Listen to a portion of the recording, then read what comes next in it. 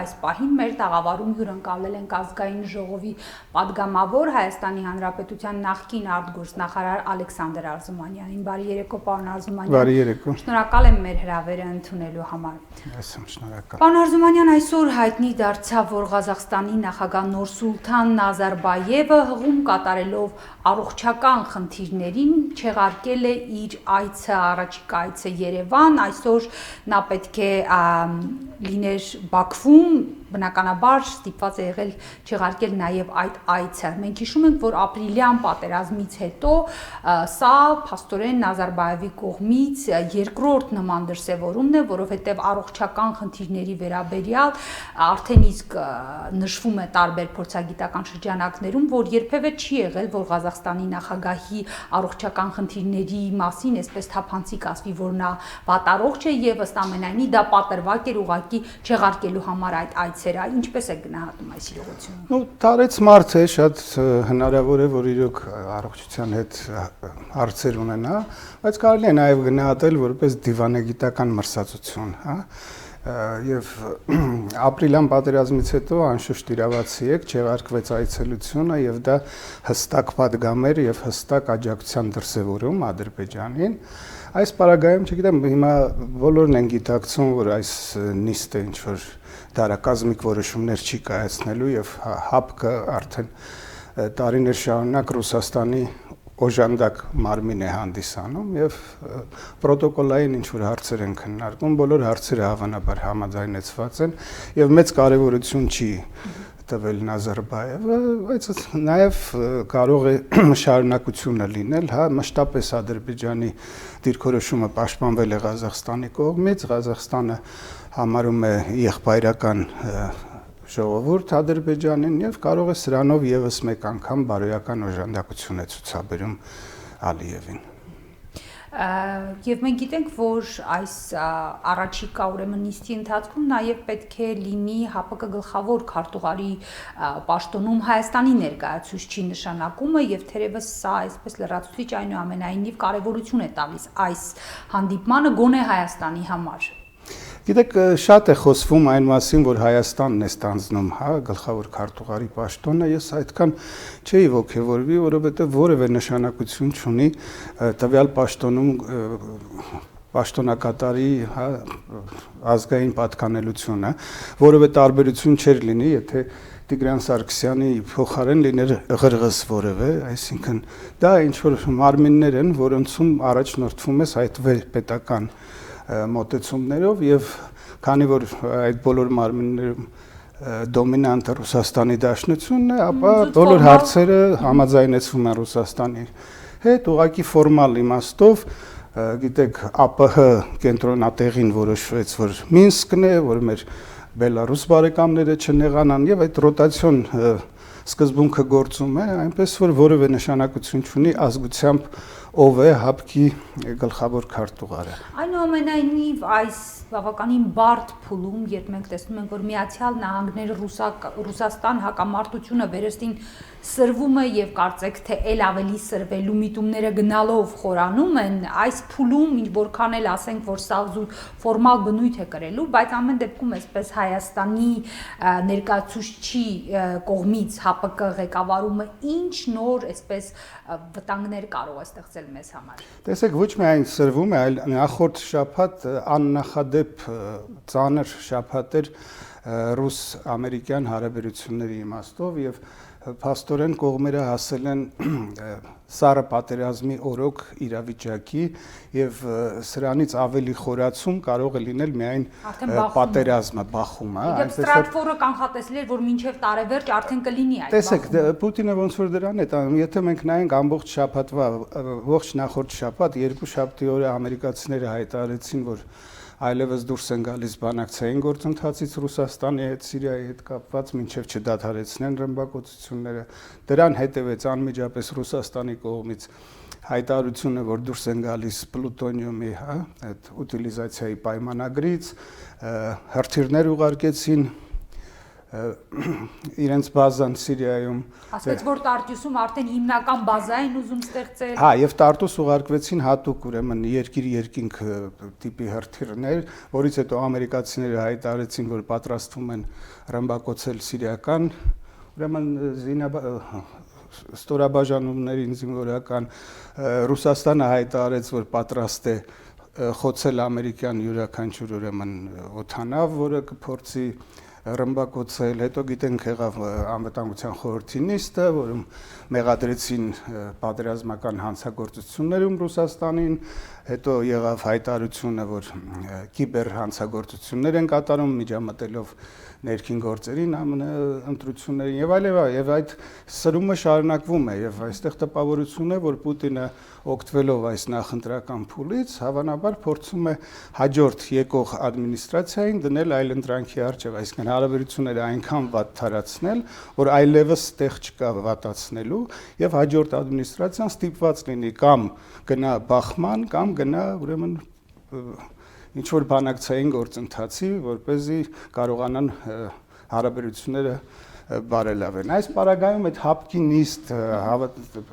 անվտանգի հավաքական անվտանգության խորհրդի նիստ կհավաքվի, թե ինչ կանի, մենք այստեղ անելիք չունենք։ Չէ, բայց տեսեք, այս փուլում, երբ որ կոպիտ ասած թեկուզ ֆորմալ առումով Աստված մի արած, թե եթե գա մի իրավիճակ, թեկուզ ֆորմալ առումով հրաման տվողը կամ կոճակ սեղմողը Հայաստանի ներկայացուցիչն է լինելու այս փուլում, եթե Աստված չանի, եւ սա արդյոք այսպես լրացուցիչ մեզ չի թիրախավորելու։ Անշուշտ մենք ստիպված ենք լինելու բարձրաձայնել դիրքորոշումներ, որոնք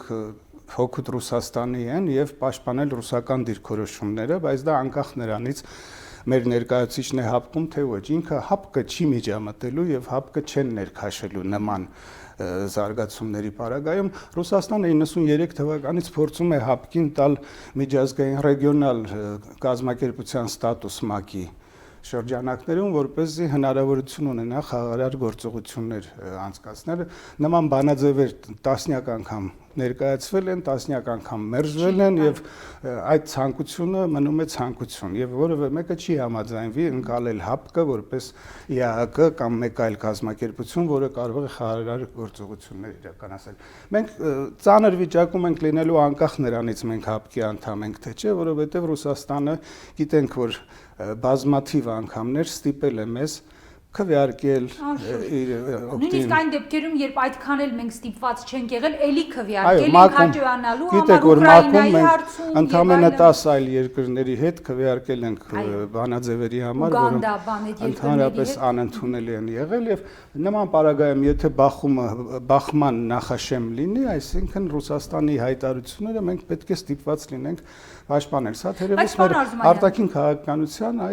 այն թերացումն է, որ բերել այսպիսի վիճակի ենք հասցրել։ Այդ քվեարկությունների հետ կապված վստահ եմ բնականաբար ավելի քաջատեղյակ եք, մի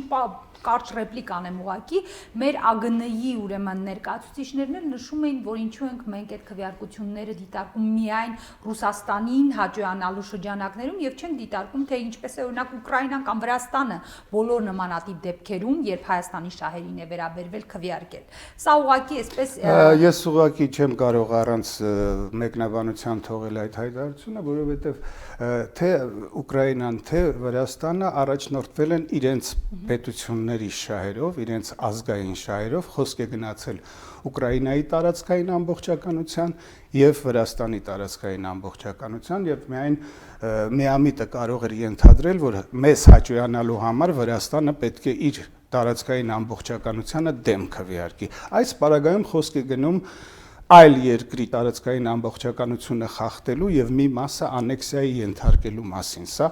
ընդհանրապես անհամեմատելի բաներ են։ Շատ լավ, շնորհակալություն պարոն Արզումանյան, եւ ահա այս իրավիճակում, երբ ինչպես արդեն խոսեցինք, այս կոնֆրոնտացիան գնալով խորանում է, մենք տեսնում ենք, որ սրան զուգահեռ հատկապես հուլիսյան իրադարձություններից հետո Սասնա-Ծռերի հետ կապված երբ հայտարարվեց վերջին փուլում Ռուսաստանի դեմ ապագաղութացման պայքար սկսելու մասին, մենք տեսնում ենք, որ ակտիվորեն քայլեր կատարվեցին Հայաստանի ներքաղաքական դաշտում ռուսական ազդեցության մեծացման ուղղությամբ, ըստ էության կառավարությունը փոխվեց եւ կառավարության ղեկավար հրավիրվեց, նշանակվեց մի մարդ, որը ռուսական Գազպրոմի ներկայացուցիչն էր եւ նա փաստորեն նրան է վստահվում մեր երկրի տնտեսության ապագան եւ կառավարումը։ Մենք տեսնում ենք, որ նրա նշանակումները, մասնավորապես վերջին նշանակումը ՊԵԿ ղեկավարի պաշտոնում եւս փաստորեն Գազպրոմի արդեն հայկական մասնաճյուղի ղեկավարը բերվեց այդ կարևորագույն պաշտոնին եւ նաեւ զուգահեռաբար տեսնում ենք, որ քաղաքական դաշտում հայտեր են ներկայացնում գործիչներ, որոնց այդ հայտերը կապվում են անմիջապես ռուսական կապիտալի հետ, նկատի ունեմ Վիկտոր Դալաքյանին, որը երեք հայտարարեց ակտիվ քաղաքականություն մտնելու եւ ՀՀԿ-ից դուրս գալու մասին։ Ինչպես է գնահատում այս իրավիճակը եւ Ռուսաստանի ազդեցության մեծացման ուղղված այս գործընթացը։ Դու տեսեք, ձեր հարցը այնպեսին էր, որ ողջ սպեկտրը, հա, պրոբլեմների դրեցիք մեկ զամբյուղի մեջ։ Այո, կարելի է համաձայնվել, որ հուլիսյան դեպքերից հետո Սասնա ծռերի ապստամբության փորձից հետո իշխանությունները ի վերջո գիտակցեցին, որ այլևս առանց փոփոխությունների շարունակել չի կարելի եւ շատ էր խոսվում ապրիլյան պատերազմից սկսյալ, որ համակարգային փոփոխությունների անհրաժեշտություն կա, որ ատելությունը նույնիսկ համատարած է հասարակության մոտ եւ որ ժողովուրդը հոգնել է խոստումներից եւ ռեալ գործողություններ պետք է տեսնի եւ այդ ծիրին մեջ եթե դիտարկենք այդ առումով փոփոխությունները հասունացել էին։ Այստեղ կարելի է ենթադրել, որ հիմա գիտեք, որ Գազպրոմի ներկայացուցիչը ռուսներն են նշանակել, թե չէ, ես այդքան էլ Ռուսաստանը շատ ավելի նուրբ է գործում իր ազդեցությունը պարտադրելու առումով։ Կան տարբեր լծակներ, տարբեր մեխանիզմներ, բացահայտ մարդ նշանակելը Կարեն Կարապետյանի նշանակումը այդ դեպքը չէր։ Կարող է խորհրդակցություն եղել է, այդ դեպքը կարելի է համարել Էդվարդ Նալբանդյանի վերանշանակումը, այստեղ կարելի է որոշակի կասկածամտություն ցուցաբերել, բայց կոնկրետ կառավարության իմիջի փոփոխության առումով բավականին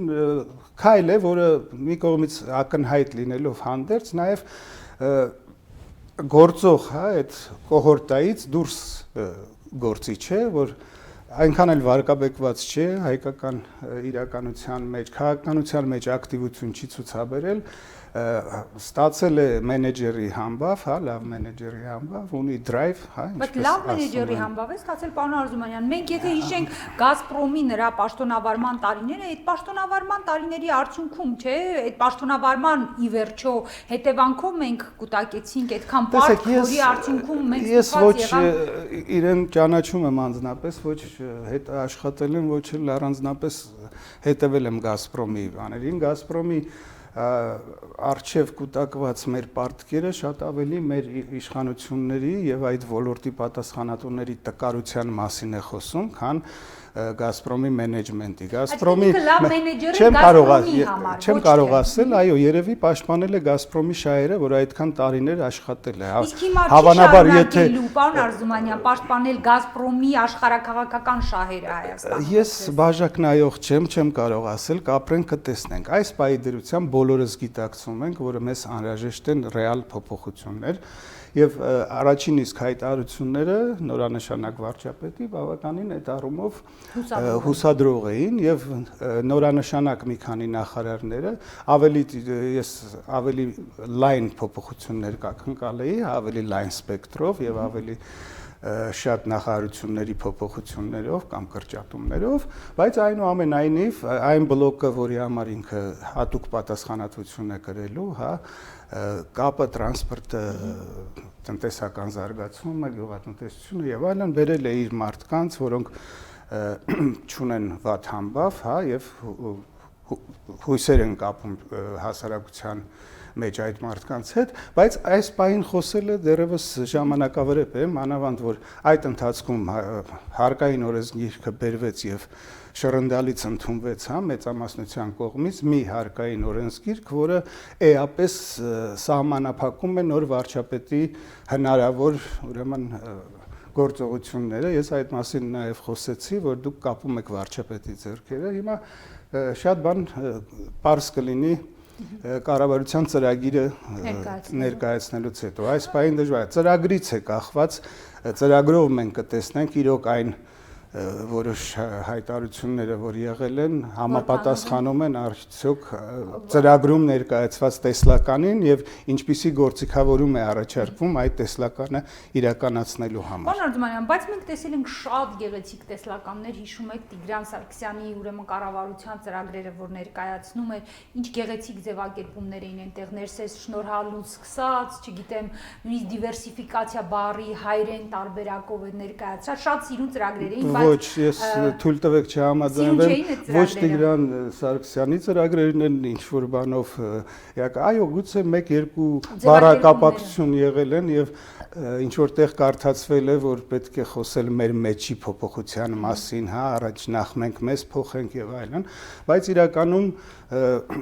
որևէ տեսլական չի եղել եւ ասելիքս այն էր, որ ենթադրենք շատ լավ ծրագիր է ներկայացվում, շատ Այո։ Ընտրագույն ծրագիր, որն է երաշխիքը, որ այդ ծրագիրը իրականացվի։ Որևէ երաշխիք չկա, բայց Որ ասում եք ծրագիրը ներկայացվի, նոր կգնահատենք։ Չէ, ծրագիրը ներկայացնի պատկերացնելու համար այդ մարդը ինչ ուղղությամբ է ուզում տանի երկիրը, տնտեսական զարգացումը, ինչպես է տեսնում։ Կարող է լինել ծրագիր, որ մենք ասենք սա բացառում է որևէ տնտեսական աճ կամ իսկ կարող է լինել ծրագիր, որի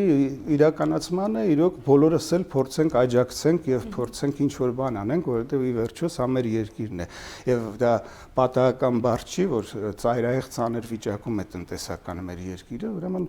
պետք է տեսնենք ինչ է առաջարկվում եւ ինչպիսի գործիքավորումով ինչպես ասացի հնարավորություն կունենա թե ոչ այստեղ միակ մեծ խնդիրը որը հարցականի տակ կարող է դնել դրա իրականացումը դա նախընտրական թողուբոհն է որի միջով պետք է անցնենք ի վերջո այս կառավարությունը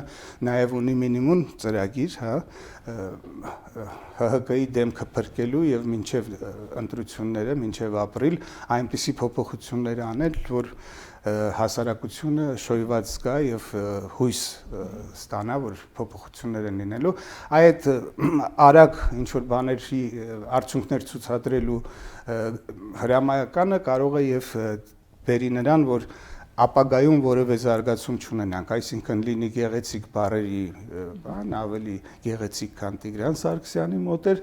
1-2 կոնկրետ քայլ, հա, լինելով Գազպրոմի ներկայացուցիչ նաև հնարավորություն գազի գները իջեցնելու, հիմա մեր բանի գյուղատնտեսության նախարարն էլ ոնց որ հստակ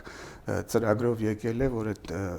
խաղողի մթերման հարցերը որպես մասնագետ լուծի եւ դա թեթևակի հասարակությանը ինչ որ դուրեկան քայլեր լինեն, բայց դա կնշանակի, որ մենք չենք խոսում երկարաժամկետ։ Եվ խորքային փոփոխությունների եւ մնալու է արդյոք վարչապետը եւ ունի նա ծրագիր մոտակա 10 տարվա համար, որ մենք հասկանանք, որ նա եկել է մոտակա տարիների ընթացքում ծրագիր իրականացնել։ Մոտակա 10 տարվա համար Կարեն Կարապետյանը ծրագիր ունենա, եթե արդեն իսկ կա սահմանադրական, հա, գիտեք, նոր սահմանադրությամբ սահմանափակումը համաձայն որին նա կարող է պաշտոնավարել միայն 2018 թվականի ապրիլը մինչև նկատի ունեմ մշտակյացության ցենզը մենք գիտենք որ Կարեն Կարապետյանը տևական ժամանակ Հայաստանում չի բնակվել այսինքն արդեն իսկ այդ առումով իր տեսլականը այսպես երկարաժամկետ չի կարող լինել դա իրավական կարգավորումների խնդիր է ես այդքան ծանոթ չեմ իր կենսագրությանը, մենք չգիտենք նա գործուղված է եղել հայկական ինչ-որ կազմակերպություն։ Ի վերջո ժեկից տեղեկանքի ինչ-որ դա որի մենք մեծ փորձ ունենք, որ մարդիկ Ստեփանակերտից Հայաստանի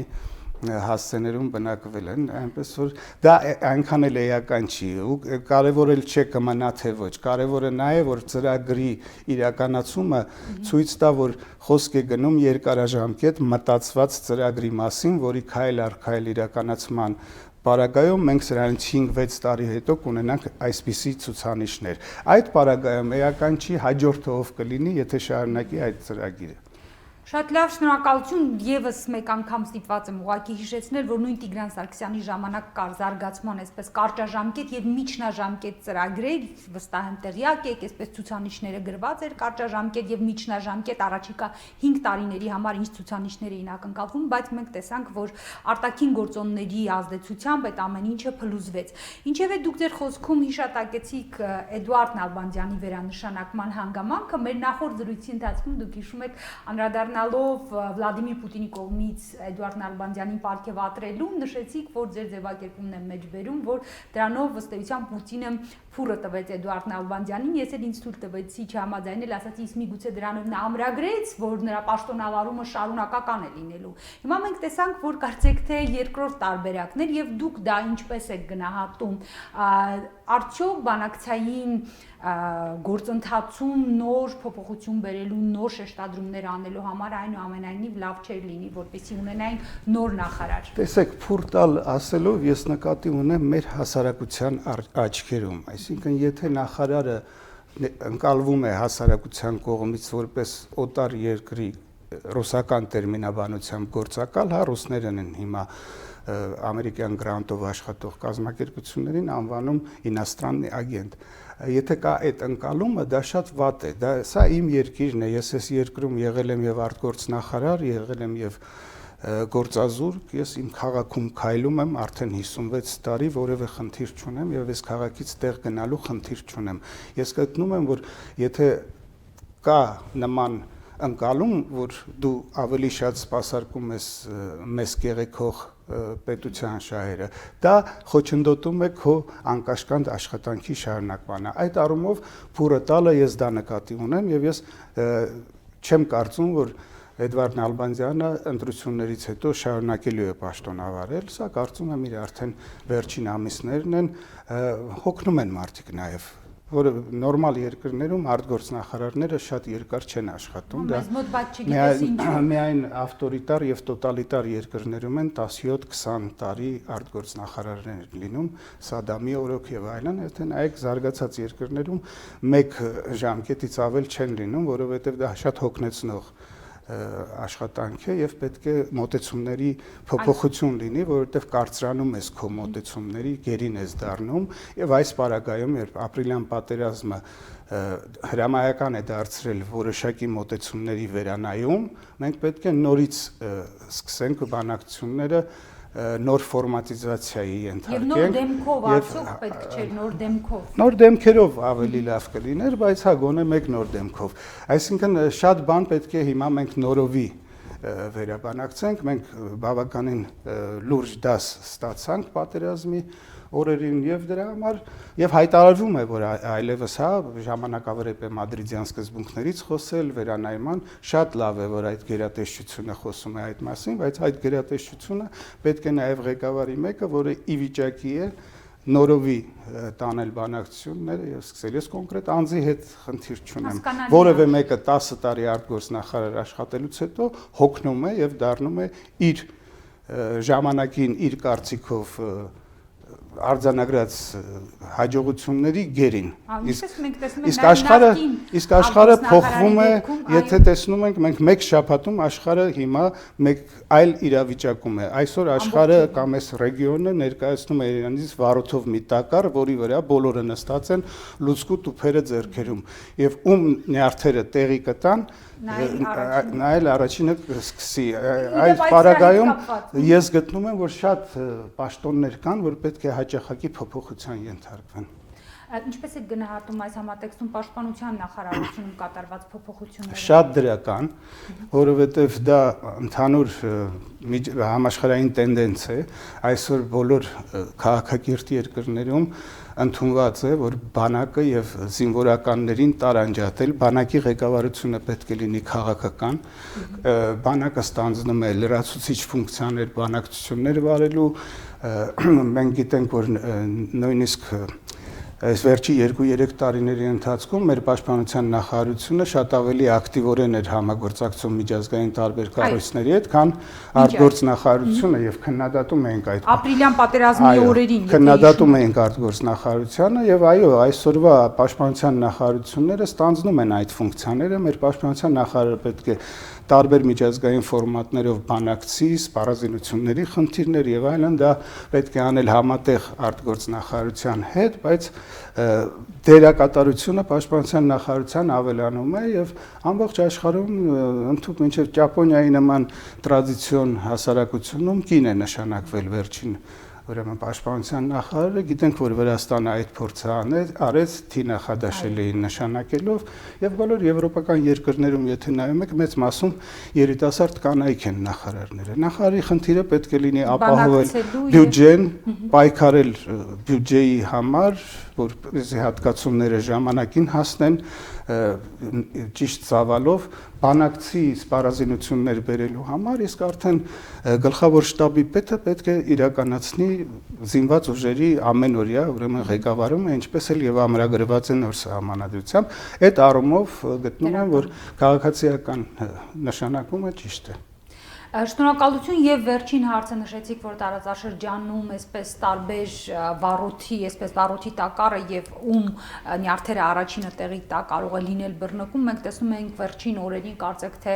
սահմանային իրավիճակի լարվածության աճ ենք տեսնում, դուք դա ինչով եք պայմանավորում եւ ձեր կանխատեսմամբ առաջիկայում հնարավոր է էսկալացիայի այսպես նոր դրսևորում։ Տեսեք, Ադրբեջանը նաեւ գիտակցում է, որ այս